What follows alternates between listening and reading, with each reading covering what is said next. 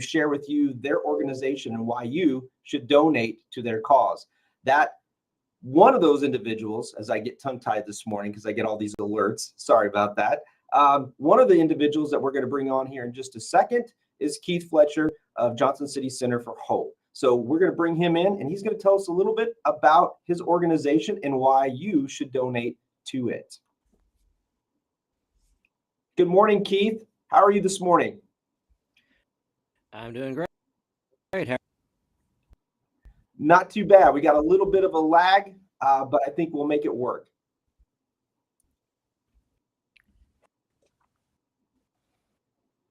So tell everybody a little bit about the Johnson City Center for Hope and Renewal and what it does for individuals throughout Southern Illinois. Center for Hope and Renewal is it's a community development organization. Address the long-term needs here in Johnson City, and we work with volunteers and individuals and families with counselors that will help improve their mental health. If they need addiction recovery or more adequate housing, we're here for that. When someone donates to your organization, what kind of, are you earmarking this? Is it going to go to something specific, or what does their money go to when they donate $50, $1, $100, $1,000? Right. The final stages of renovating it more accessible to people in the community. Offer for those people who are home. We offer a shower facility, washer and dryer for laundry facility. In that area, trying to as convenient and safe as possible. So probably the money going toward that. We're just in our building. We also house another agency. Their Johnson City office is located. We share space with them. Funds for renovation will also go to abilities as well. So we are to serve the community in that way. So how long has the Johnson City Center for Hope and Renewal been around? How long have you guys been an organization? We had our grand opening last year, and at that we just had a soft launch of the facility.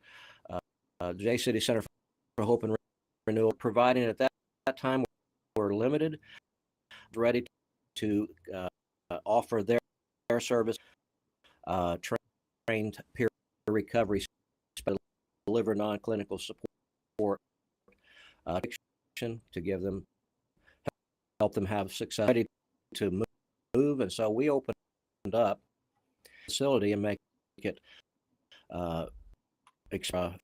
for other opportunities. Here we're going to be offering a lot more personal enrichment as far as services and families, and so getting the momentum going here. So being basically new, obviously money funds are going to be huge. What do you see as far as numbers, as far as the need? I think sometimes people don't understand or are able to connect with the number. They think that it doesn't happen in their communities. It's not that bad. That's some of the addictions, some of these problems are in big cities. So they're big city problems. So can you kind of let people or connect with people on what service, the services you provide, but how many people are just absolutely in need of these services? We are a church here in the community, and that church has had during the summer for the last 13 years. Well, during COVID, we served during the summer, just feeding insecure when they're food, and so we continue to, though, on a smaller scale. We are available for people to come in and pick up. If they need a meal for that day, or if it's homeless, as I said before, we offer facilities for that, for laundry. We're finding just about every day we have someone drive is very economically depressed, and we have a lot of people who are renting to own, have the funds to fix up their homes. But what we do offer is mentors, not professional finance people with basics, just help meet. It's amazing how many people are in need of just even for the program you're having with just basic needs of your house. Because I think, if we're trying to find connections for people, right, and people are struggling with just basic house needs, I think if even if someone wants to be selfish and say, well, let's donate to this cause to help houses be repaired because it'll help our community and it'll increase property value and that will create opportunities, even if it's something as grand and small as that.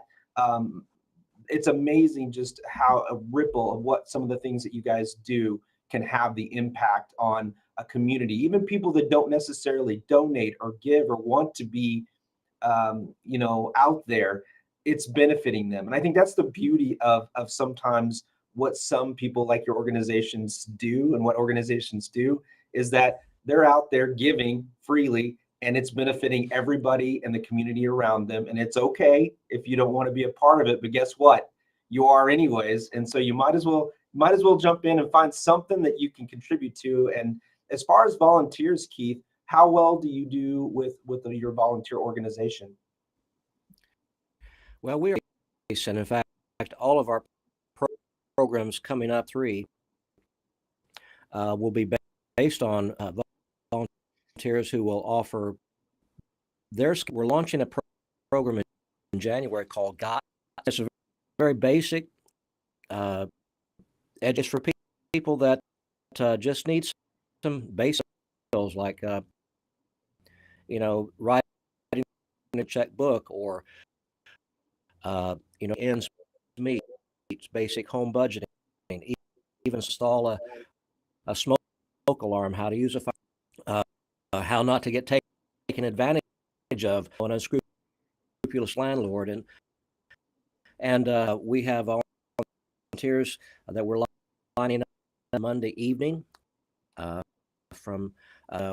We also have an art class, art for fun and relaxation. Individual, you help the community. So that's why we offer investing to trade community service for professional clinical counselor community as they're getting better. So Keith, is there anything that you guys don't do? It sounds like you're just you do it all, right? Checkbooks, we can help you with that. Budgets, we can help you with that. We do offer a wide variety, offer even more as our volunteer base. The great thing about our base, they don't really cost a lot of money, cost time, and they cost people and other people, and that's really how we feel like we one another. Just have the skills, who have the ability, who have the resources, and that's our main individuals, in order to improve our individuals' lives, in order to improve our families. We have stronger communities. So as we wrap up, what is something that you want to let people know about contributing and donating to the Johnson City Center for Hope and Renewal? What do you want them to understand where their money goes and what you're doing with it? Well, the money stays here within the community, Illinois. We are an independent organization. We have been assisted by various churches. We launched by a church, but we are in. So the money goes right back into the community services to individuals and families. We need to know that, whatever we back into the community, have an all-volunteer staff on our action today is grant funded sources, so they do have employees. We are run by volunteers. Well, I think you're amazing. Again, I think any organization that can pull in and do all those resources is great. So if you want to donate to Johnson City for Center, man, that Center and City thing's it's kind of a cumbersome name. If you want to donate to the Johnson City Center for Hope and Renewal, you can follow the link down below and you can search for them. You can go to their Facebook page. I'm sure you can reach out to Keith himself and he will show you how to donate to them.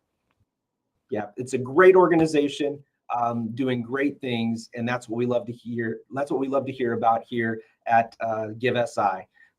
We want to also thank our sponsors, Oasis Outdoors, WSIL News 3, Integrity Roofing and Exteriors, and Southern Illinois Community Foundation themselves. Keith, have a wonderful day and go out there and get some work done. Go make the world a better place. All right.